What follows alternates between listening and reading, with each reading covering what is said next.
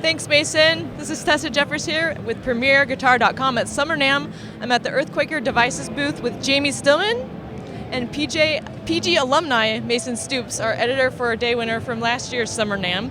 How are you doing, Jamie? I'm doing great. We got 2 new pedals this year. Can you tell us a little bit about them? Yeah, the one that he was just playing is the Depths, which is an all-analog vibe pedal. Uses photocells. It's got 5 knobs, right? 5 knobs, yeah. We're going to go through those in a little bit. Okay, and the second pedal is? The second pedal is the Arpanoid, which is a polyphonic pitch arpeggiator. So it'll take your root note and turn it into a scale or make crazy rhythms and patterns. I think yesterday Mason told me it sounded like a robot motorcycle. Right, yeah, he keeps telling me that too. Do you think that's accurate? I think it is. I think it's smart. You got the right guy, right? Yeah, of course. He's a marketing genius. Robot motorcycle. All right, so hi Mason. Hello. It's good to see you again. It's great to see you too. All right, so I've been excited to hear you play these again. We're going to do the Depths first or the Arpanoid? We're going to do the Depths first. We're going to start right there. It's basically it's a 5-knob, all optical, all analog vibe. So kind of like a vibe, but totally different. It has nothing to do with it. I mean, obviously it can do that sound. That's what we want. So a lot of people want out of a vibe pedal, but the idea was to kind of go beyond that in ways that we haven't or other people haven't yet. So if you're looking at it right now, we've got the intensity, rate, and level, like pretty standard knobs. The 2 cool knobs I think about the Depths are the voice and throb, and they're kind of self-explanatory. Voice works in a way where that the vibe kind of shifts the range from being like, if I turn the knob, and I'm going to do it right now, up there in the beginning, it's kind of like a high, mid-range kind of sound. Not very deep, kind of, I don't know, it's just kind of sweet and light, and it's cool. But as I turn that down, it's going to shift it to more of a low-range mids. So I'll put it about here. You see it's a lot deeper, a lot boomier. And if I go all the way down, then it's huge. To the point you almost can't even hear it vibing the low end because it just goes beyond this guitar's range, which is pretty cool. But it's there, I promise. It's doing work. It's not quitting on you. Well, we can hear it. Yeah.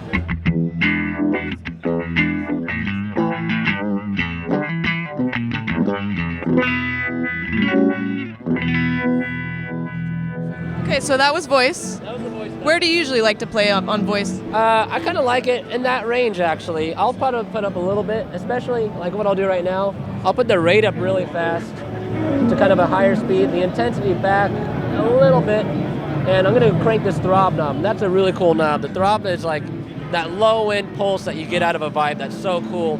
So many vibes, it's unpredictable. Some are too thin, some are too thick. It's almost unusable in some ways. We put a knob for it, so it's like, hey, you do it yourself, we're tired, you know? Like, now you can do the low end. So it gives you just that. If I take it all the way off, it's a little lighter. Bring it back in.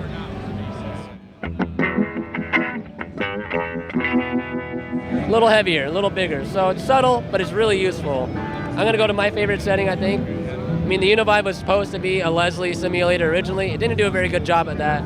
I feel like this one kind of does. I set the rate pretty high. I was almost there. Voice about, I don't know what, is that 2 o'clock? Sure. Drop, intensity there. You get actually really cool.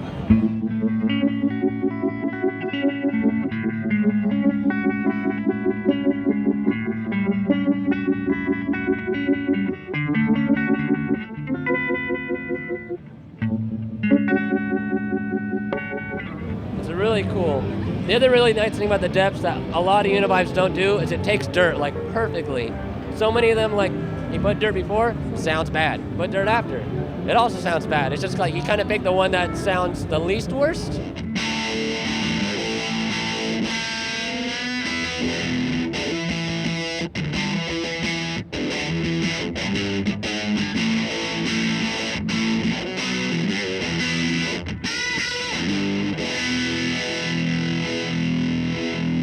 So that's kind of the idea for the Depths. A really useful, but really awesome sounding vibe that takes dirt perfectly, front or back, and it's got an octopus on it. This is going to be the fun one to explain. The Arpanoid is like, it's a polyphonic arpeggiating machine. It looks. Is this the first? I've never heard of that before. Is this the first? Well, it's a good question because a lot of people have done things kind of similar. There's a few pedals that have that, as well as a million other settings that can kind of do it. But no one's really done one that's just simple interface, that's like a simple but usable sound. Like, they're kind of complicated. They're definitely overwhelming. They make me have a headache. Like, it's just not... It has like 8 steps, right? Yeah, because that's the thing with an arpeggiator, you're getting into some serious stuff, you know? It's like you got scales going on. It's really easy to take it too far. And that was kind of the idea with the Arpanoid, is to make a pedal that kind of gave you that sound, that gave you that really crazy arpeggiating thing, but made it simple, made it approachable. Like, any guitar player could turn it on like right now and kind of get it quickly. Like, oh, that's what it's supposed to do. So that was the idea, like, give it a simple interface. So it's like a really cool in between that range of like way too complicated or like not even going near an arpeggiator because it's just crazy. So it's like you have something that's fun, useful, in between that range of complicated and blah. So we're gonna start, I don't know, we'll start with like the basic sound everyone wants to hear. I mean, the controls are really basic looking at it right now. The rate controls the speed of the arpeggiation. The steps control, you know, in a scale you have, you know, the root note up to the octave. The steps control what note it'll go up to. If you have it all the way up, it's gonna go up to the octave. If you have it in the middle, it'll do like 3 or 4 notes, and all the way down to, if you turn the knob all the way down, it's gonna be like, you know, 1 or 2 notes. Like, it's, so that's what that does. It's pretty self-explanatory. Wet and dry. Dry controls the volume of your dry signal. Wet controls the volume of your wet signal. There's also a switch up there at the top. That controls the arpeggiation goes up, if it goes up and down, or just down. And that, like, there's a big mode knob in the middle. We'll get to that, don't worry. We're good to go. So I'm gonna turn it on.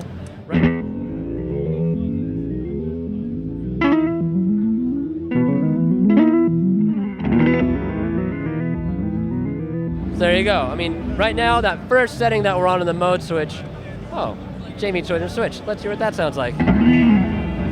Oh, that's cool. Yeah, that's the up and down, right?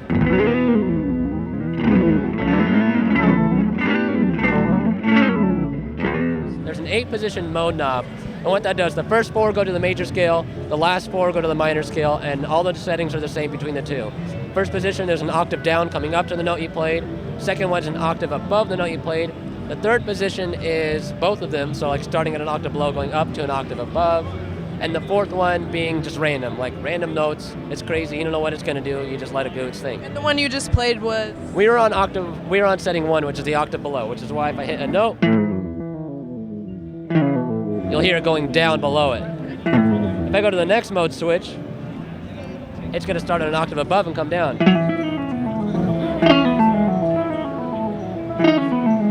Jamie's gonna flip the switch to change the direction of the arpeggio. So now we're gonna go up and down. It's really cool.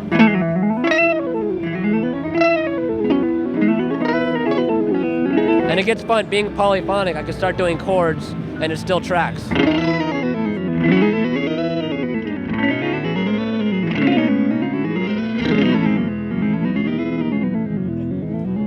That sounds really awesome. It's really crazy. So now we're gonna try out this random setting now. Basically, it's random.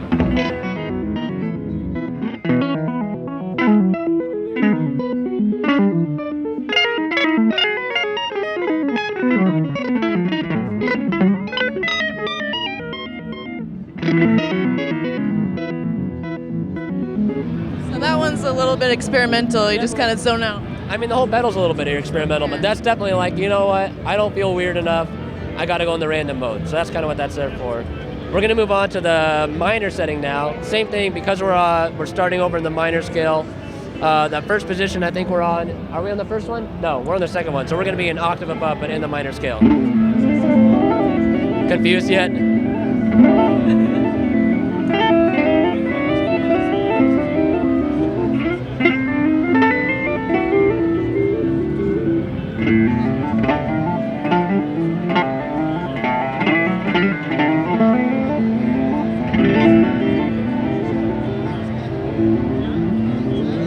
Yeah, we're going to turn up the step knob to get more notes on the scale.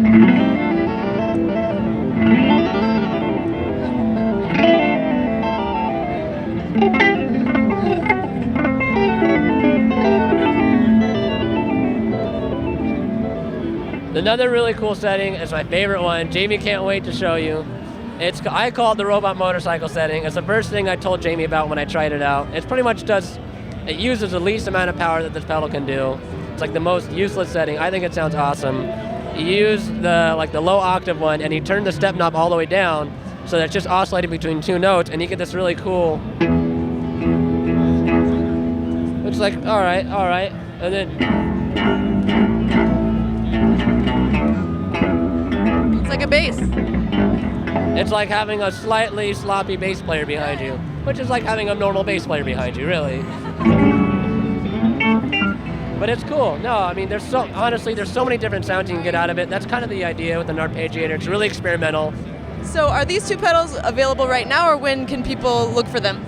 The Depths is going to be available early September, while the Arpanoid is going to be early October. We just need to get enough of them out there to sell them to people. Right now, I only have 20 people building pedals. It takes a little while, so soon. That's why they call it boutique. Exactly. Right. So where can people go to find out more information while they're waiting for everything to come out? You can go on Facebook. Earthquaker has a great Facebook page. They're on Instagram. And of course, if you want to go to the website, earthquakerdevices.com. Awesome. Well, it was great to catch up with you again. Thank You so grew much. up. I got a beard. They told me to. They wouldn't let me work here if I didn't. Well, it looks great. Thanks, Mason. This is Tessa Jeffers for PremierGuitar.com.